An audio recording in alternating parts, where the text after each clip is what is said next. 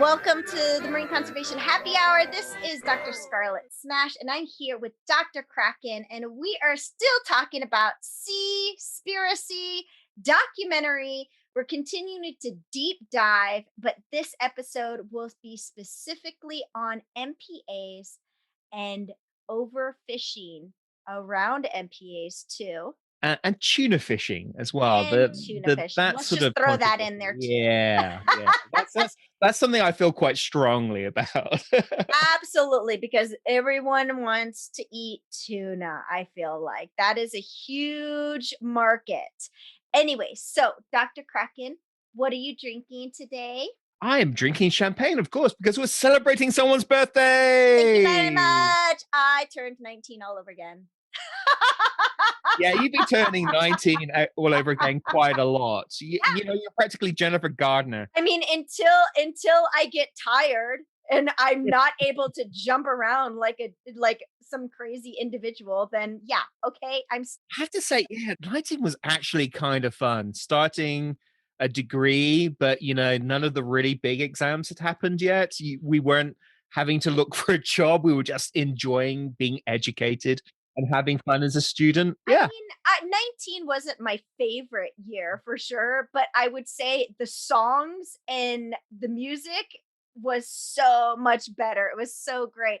Now, I would say, Dr. Kraken, that 24, 25 best age ever. And I would say that I would relive that over and over and over again. But my health wise, definitely really 19.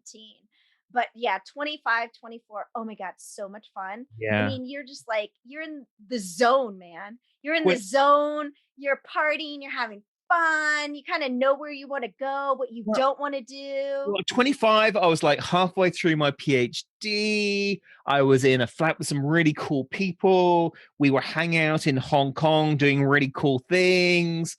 I felt like I actually knew what I was doing, as opposed to like my first year of my PhD is like, oh my God, I have no idea what I'm doing.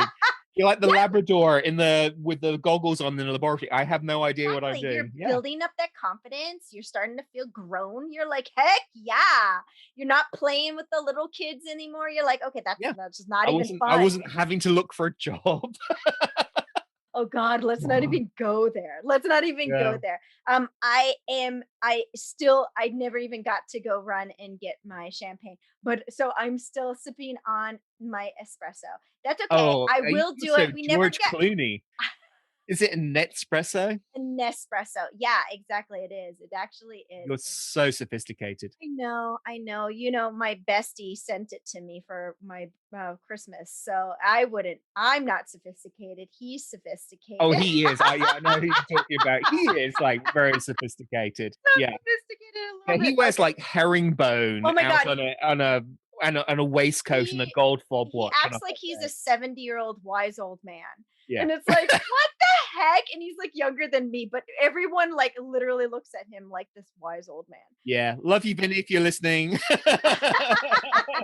Okay. So anyways, let's jump into this episode. Marine protected areas, fisheries, and tuna fisheries. So this documentary was wonderful. I loved it because I actually did an interview with someone on the Marine Mammal Science podcast that was mentioning the same thing about so many marine protected areas in the Mediterranean Sea, but barely like 0.05% is actually being protected.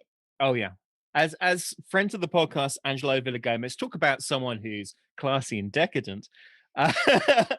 You know, he's always going on about so many of the marine protected areas are either they're great on paper, but no one's actually enforcing them, or there's really no protection at all. They're so wishy-washy that you might as well not even call the governments are totally, acknowledging and saying, sure, yeah, we'll make a marine protected area, but then there's no enforcements. Mm-hmm. And then the enforcements I loved on the documentary, they were like, we're going to regulate kayaking. Like not fishing industries. Not mining. No, a kayak.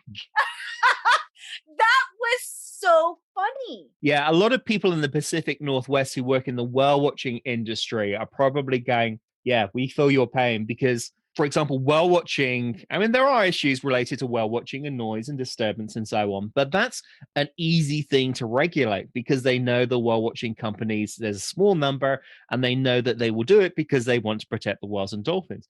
But, you know, these massive container ships and the Navy vessels and all these other things are going past these whale watching boats with next to no Because regulation. the governments don't stop them. Yes. They Yeah. don't have any regulation or any policy that says they can't.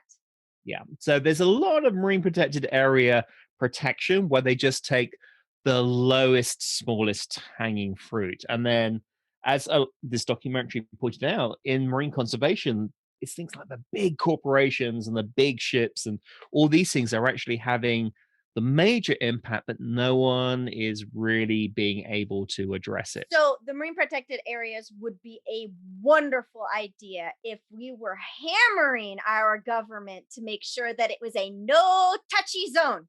No touchy. Nobody come near, nobody touch. There's very few like refuges where there is absolutely no entrance apart from maybe scientific research and monitoring. There's very few areas like that. Most marine protected areas are more like, I guess, like ocean theme parks, really, because in some areas they're actually encouraging tourism and activities in these areas. So yeah, it's something that the people in the industry know about, but you know, when you get a government to say, "Oh yeah, I will make this area protected," usually you're just so grateful that anything has happened that you're willing to take it and then hope that, okay, maybe we can make this better later. We can try and get some money to enforce it. Maybe we could get the rules better later on after we've got it established. But So, as we're talking about fish industries that are coming in and tearing up our seas because apparently people want to eat lots of fish and put that on their plate. We've already discussed that situation. I know it's taboo. We shouldn't be even talking about it. I don't understand why. No one wants to get involved in this. And here yeah. we're going to talk about tuna, which is very sought out. Like it Oh my is goodness. Yeah. let's just say it is the Mitsubishi car in the sea, right? No wonder why Yeah. Mitsubishi is so involved in it because it's like money, money, money. It's huge. I mean, there's lots of different types of tuna. I mean, they did point out that the bluefin tuna is like the one of the ones that's really endangered, and that they can buy a single fish for 3 million. Although that's like the first fish of the season. It's like a sort of additional, yeah, if you have the first fish of the season, then you can charge more for it. So they don't all get sold for like millions of bucks, but they do get sold for a lot. With the tuna industry, a lot of the discussion was about this tuna labeling. So this was introduced in the 90s because in the eastern tropical Pacific, sort of off the coast of the west coast of the US and northern Southern America and Central America, they were absolutely decimating or other dolphin populations because they were setting their tuna nets around groups of dolphins, pulling in the nets because they couldn't see the tuna that was swimming like 30 meters below the surface, but they could see the dolphins that the tuna associated with.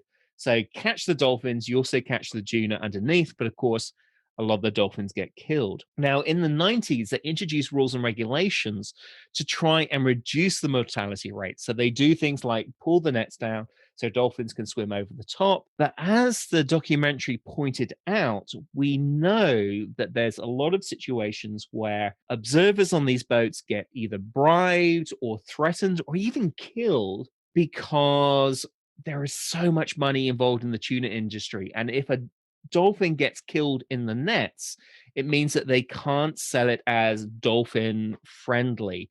And the value just absolutely plummets. I mean, if you think you're going out there on one of these tuna boats, catching loads and loads of tuna, your hole is full, and then suddenly, oh shoot, we just killed 2 dolphins in our nets.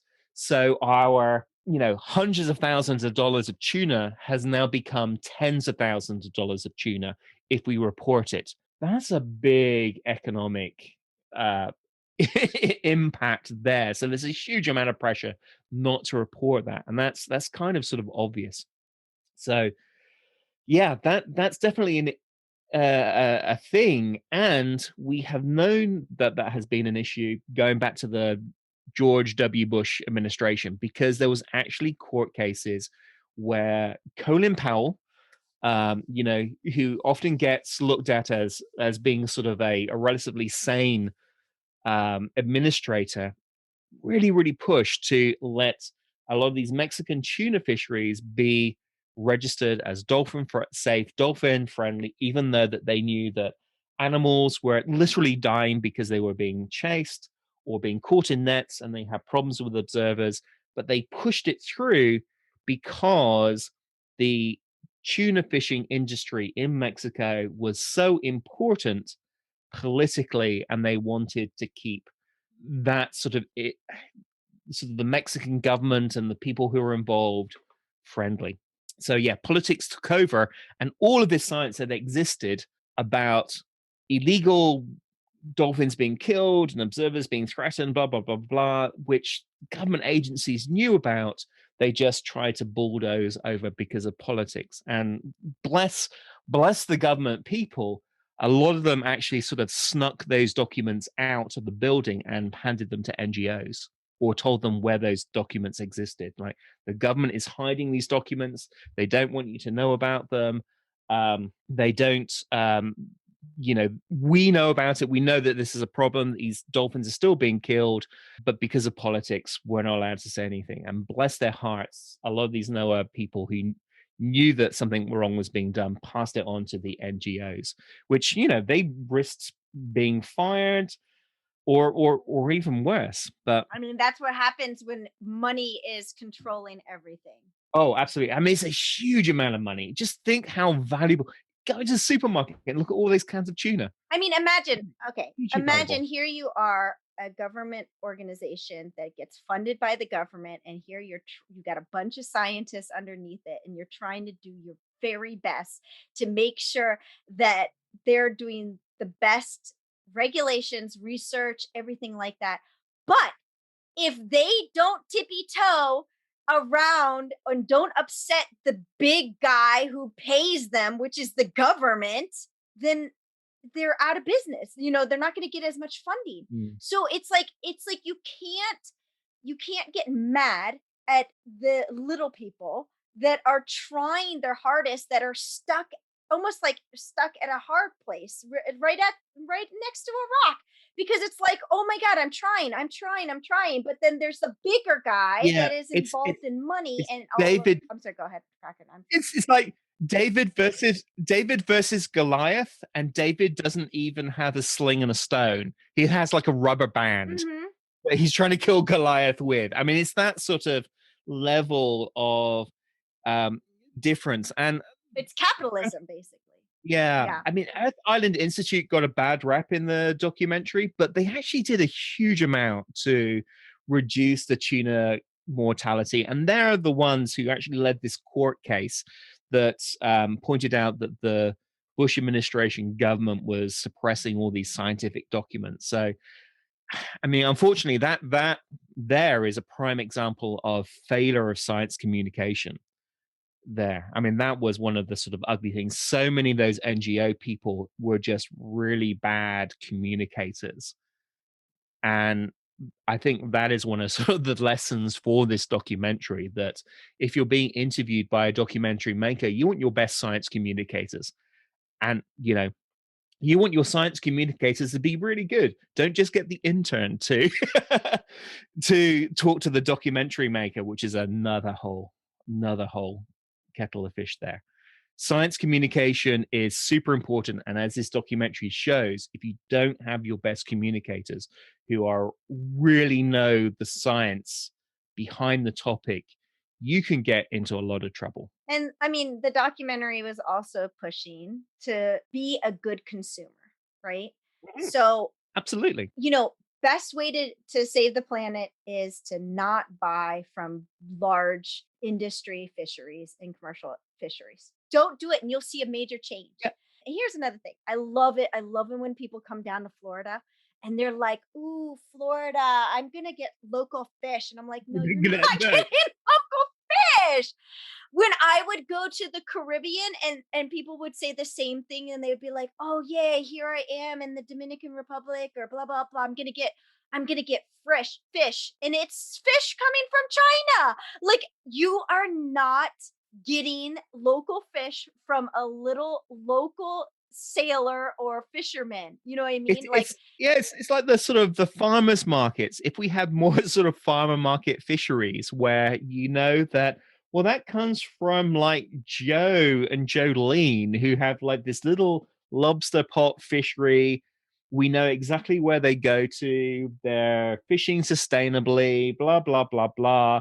We know exactly where our fish product is coming. But nowadays, if there's a fish on your plate, it's probably frozen. yeah, half the time it's frozen. It's probably not even the species that they're telling us it is. It's probably something completely different, which is one reason why people don't think, for example, groupers are endangered because everything is grouper. If you go down into the Florida Keys, but it's not. Yeah, there's Yeah. big problems. We need to fix that labeling. We need to fix where that fish actually comes from, so we can trace it back to the source. There's a whole bunch of things in the fishing industry that the agricultural industry in some countries are, actually dealing with. We just need to do that I with mean, fishery. we pushed organics, right? We totally pushed organics. We totally pushed cage free. We keep trying to push and push the policies and make it even better, more sustainable, healthier, you know what I mean? Ethical. And that is what we can do with this fishing industry. So at this point in time, of course, I'm going to be extreme and I'm going to say just boycott it. Just boycott it Unless right you know now. exactly You know what I mean? where that fish on your plate is coming from. Yeah, unless it's like your uncle Yeah. Harry or something like that. That Or goes it's out in like his little farmed fisherman boat. mussels, or which, as we said, like farmed shellfish is pretty sustainable because it's just mussels on a rope. It's mussels on a rope. Just get some Mussels on a mussels on rope. a rope. It sounds like that chicken on the Yeah. stick or something like that. The turkey on the stick or whatever. Yeah, mussels on the rope. Mussels are right, or scallop dive. When they actually have the divers to get the scallops. Problem is, you don't know whether or not that scallop has been picked up by a diver sustainably, where they picked out the size, they haven't had an impact on the seabed, or some horrible dredgers come in and like dredged up the whole seabed and killed everything. We need to know where that food's coming Yeah. from. That's all we're trying to do. We're doing the same thing that we did with organics and everything like that. We basically said, where is it coming from? Where's the regulations? How do I know I'm not eating pesticides? Blah, blah, blah, blah. That's the same thing that we need to do. Literally go, be like, nope, how sustainable is this fish? I'm not going to get it. If we stop eating that much fish and then we make these industries, break down and now we have to have smaller little fishermen. I mean, one, that brings up the economy and people are starting to get more jobs. That's what we need, right? And then we can do better regulations because we would make smaller equipment. That's how, we would not allow these big trawlers to What we just need be damaging What we need is everything. like small holdings of the sea. Small holdings of the sea. Like if you go to somewhere like Scotland, or those little crofters with their little Yeah, patch let's of land, mom and pop. you know, Yeah, love it. they might only even fish part-time. Yeah. But we know that the food is less intensive, it's more sustainable. So yeah, let's go to Yeah. sea crofting. Yeah, do you remember the quote from Captain Paul Watson from Sea Shepherd? What he said? Just leave it alone. Like I loved it. We just got to leave the sea alone. Oh, And then everything would be so much better. Like we wouldn't even have to worry that much about carbon pollution. absolutely. Even when they shut down a fishery, as soon as there's like the slightest sign of recovery, oh yeah, well, let's go in and like fish again. Rather than let's just give it some time, dude.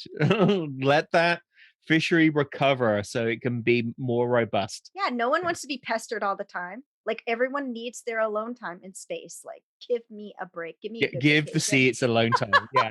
Give the sea its R&R.